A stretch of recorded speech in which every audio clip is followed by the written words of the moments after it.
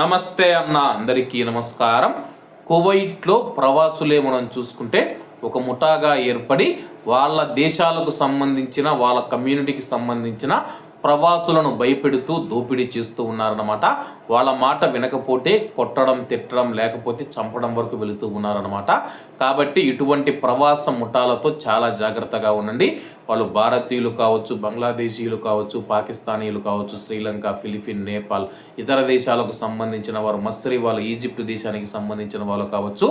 ఇటువంటి ముఠాల గురించి మీకు ఎటువంటి సమాచారం అందినా సరే కానీ కువైట్లోని పోలీస్ అధికారులకు అయితే మీరు సమాచారం అందించండి.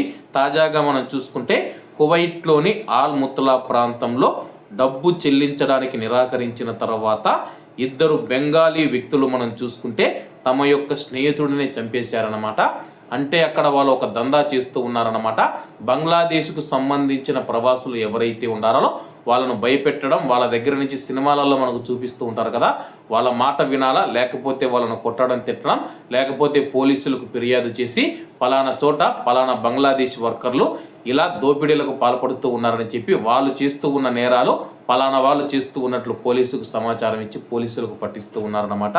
ఇలా చాలా మందిని మనం చూసుకుంటే బంగ్లాదేశ్ ప్రవాస సమాజం నుంచి డబ్బు చెల్లించడానికి ఎవరైతే నిరాకరిస్తారో వారిపైన, నివాస నిబంధనలు ఉల్లంఘించే వారిపైన, మాదక ద్రవ్యాల వినియోగదారులపైన ఈ ముఠా దాడి చేసేది. నిరాకరించే వారిని చంపడం, కొట్టడం మరియు అధికారులకు నివేదించడం వంటి చర్యలకు పాల్పడేది అనమాట. అంటే అకామా లేని వారిని వీరైతే టార్గెట్ చేస్తారనమాట.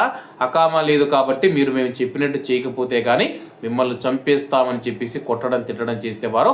అలా ఒక బంగ్లాదేశ్ కార్మికుని అయితే వాళ్ళ స్నేహితులే చంపివేయడం జరిగిందనమాట. ఇది ఆల్ముత్లా ప్రాంతంలో జరిగింది. తాజాగా కేసు కోర్టు ముందుకు వెళ్ళగా కువైట్ కోర్టు మనం చూసుకుంటే ఇద్దరు బంగ్లాదేశీయుల నిందితులకు మరణశిక్ష విధించింది.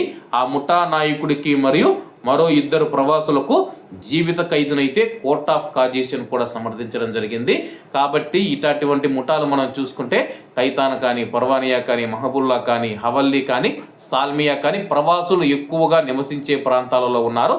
ఈ ముఠాల గురించి మిమ్మల్ని బెదిరించడం కానీ ఏవైనా చేస్తే కానీ పోలీసులకు సమాచారం అందించండి. కాబట్టి అందరూ బాగుండాలి, అందులో మనం ఉండాలి. అందరికీ నమస్తే అన్న, జై హింద్.